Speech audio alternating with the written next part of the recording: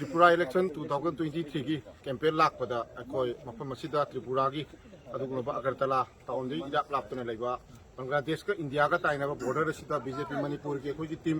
नाहक refresh तौबोइना border असिदा लापनी अखोई हुजिक मनिंगदा लेरिबसिने India ने अखोई पोस्टर जो उबिरंगनी ने खली अदा सुकने नाकंदा आई रिकुट थिला थाकजगे सेगी वेलकम टू बांग्लादेश थाबा अखोई उरे वेलकम टू बांग्लादेश अखोई देशदा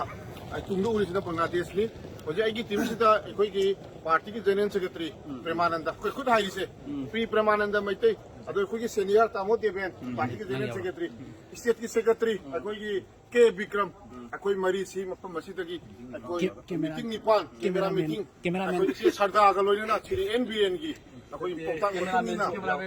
अखोई लाखोनी अखोई जी कैमरा पाइदि से प्रोटोकॉल की अखोई विकास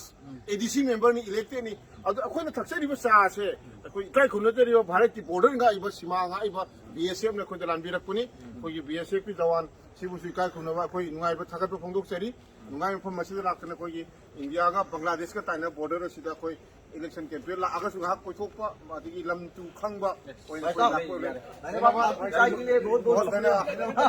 मसीना चार्ज का सिगी चार्ज मा मणिपुर तो लेरमनी मा मैतुरन खंगी